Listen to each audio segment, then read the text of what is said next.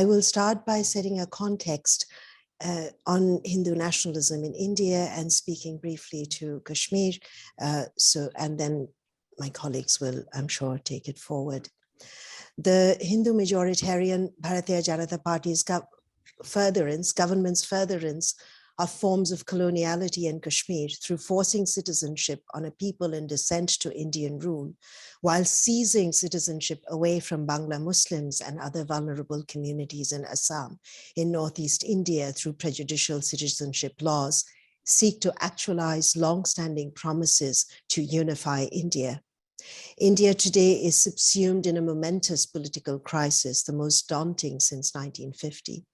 The practice of illiberal democracy is accompanied by a call to fascism and the extermination of Muslims.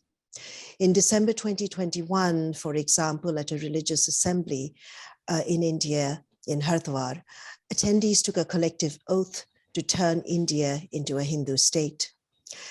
At that time, Haridwar, considered a sacred place for Hindus, spiritual leaders and activists justified genocidal violence and the ethnocide of Muslims, provoking Hindus to take up weapons to participate in this cleaning campaign, just like in Myanmar.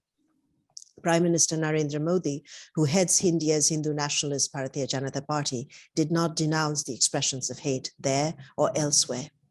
Critical elections just concluded in 5 states in India in March 2022, including in its most populous state and political nerve center, Uttar Pradesh, simply has led to the driving of widespread and lethal aggression against Muslims in the country. Hindu nationalists have called for mass violence repeatedly. The elected head of state of Uttar Pradesh, Chief Minister Yogi Adityanath, is a Hindu nationalist demagogue from the ruling party, Bharatiya Janata Party, and has increasingly positioned himself as Narendra Modi's legatee.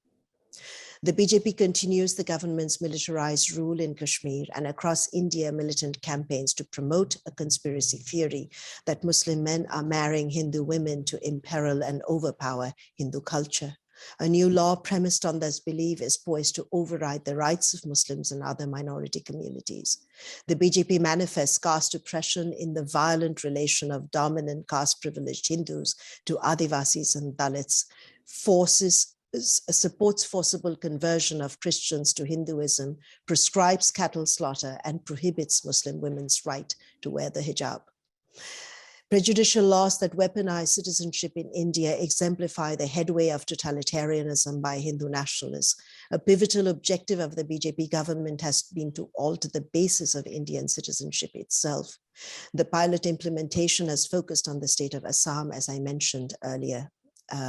The citizenship experiment is scheduled for enforcement across the country and signals the onset of an inestimable catastrophe that may conceivably devastate millions of lives.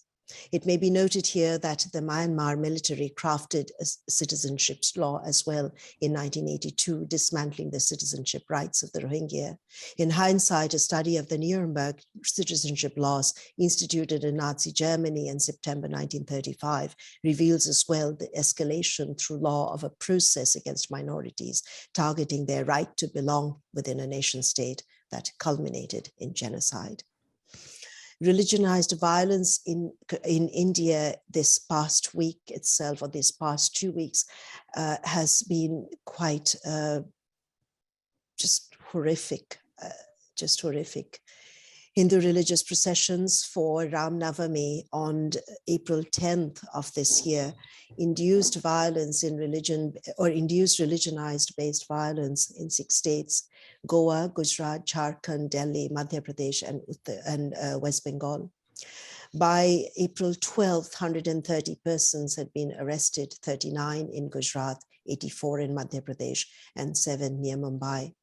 Similar violences also took place a week later on another Hindu holiday, Hanuman Jayanti, in the states of Delhi, Karnataka, Uttarakhand, and Andhra Pradesh. And they all systematically targeted Muslim communities. The violence appeared routinized. Hindu processions that celebrate a Hindu holiday are organized, sometimes by Hindu nationalist groups. Hindus are sometimes armed. Hindus march through a large Muslim locality, sloganeering, violent, prompting violence against Muslim communities, attempting provocative actions such as throwing things at the local mosque, attempting entry into mosque with saffron flags. And when Muslims respond, trying to stop the violence, the resultant violence brings incalculable damage and fires amid Muslim neighborhoods. The attack on Muslim neighborhoods may also have a political component in many cases. The BJP has won the 2017 assembly polls in Himmatnagar, for example, by fewer than 3,000 votes each. The kinds of attacks on Muslim neighborhoods repeat a pattern where political violence has led to holding the community under siege, taking over sort of political actions within surrounding the community, damaging livelihood, and then inevitably leading to political gains for the BJP. Cow vigilantism, love jihad, and everyday bullying and harassment amid Muslim communities continues as well across India today. In Kashmir, on August 5th, 2019, Kashmir's autonomy was countermanded by the Indian government. Conditions on the ground in Kashmir today are in a state of emergency. It is a place of no rights, shackled in concertina wire, suffocating in a state of interminable lockdowns. Kashmiris live in a context akin to collective internment. Every neighborhood is impaired and each life is impacted. A complex system of impunity laws is used to enforce militarized governance. These laws extend immunity and impunity to one of the largest military forces in the world. Across Kashmiri civil society, where Muslims are in a majority, India is viewed as a co-occupying power. The Indian state forces have repeatedly carried out extrajudicial executions there, targeting and killing Kashmiri, predominantly civilian men, for unproven offenses. The rule of law has long since collapsed. Unrelenting militaristic and legal hostility and social dissent targets Kashmiri civilians, journalists, lawyers, laborers, academics, health professionals, students, and other allies. Indian authorities have incarcerated the prolific human rights advocate and my friend Khurram Parvez under a violent counter-terrorism law that is being used against critics of the government. The alignment of national security with aggressive majoritarianism in India prohibits reflection on why Kashmiris resist. Such reflection itself is viewed as seditious. Safa, you noted the Kashmir Files, the film. I just wanted to comment on it, and then I'll end with a couple of other comments. The film's revisionist characterization of events reportedly supports the Hindu nationalist BJP's countermanding of Kashmir's already eroded autonomy. And through its characterization of the issues, the film participates in the erasure of history. The film subdues the political conflict in Kashmir by rearranging facts on the ground. The film condones and contributes to the weaponization of religion. Portraiture such as this belittles the legitimate suffering and pain of Kashmiri Hindus, Kashmiri Pandits or Kashmiri Hindus during the 1990s. It does not further the need for accountability. The 1990s deeply impacted the minority Hindu Pandit population of Kashmir, tens of thousands of whom were displaced at that time. Concomitantly, the film reinforces the fabrication of internal and external enemies and the Hinduization of Kashmiri Pandits. The film repositions Kashmir's militarized governance and reinforces Islamophobia and the racialization of Muslims.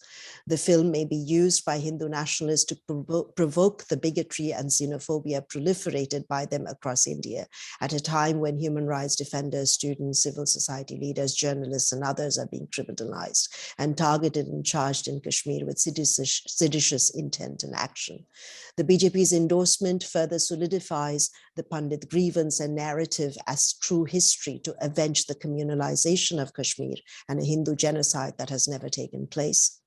The term communalization, often used in the Indian context, does not account for disparities in power.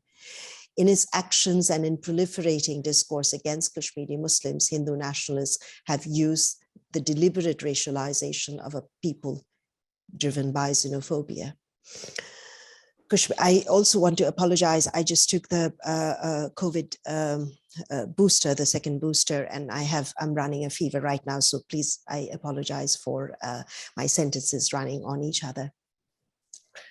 Kashmir attests to, I just wanted to conclude with a context that predates the BJP, that is being continued by the BJP on the ground in Kashmir.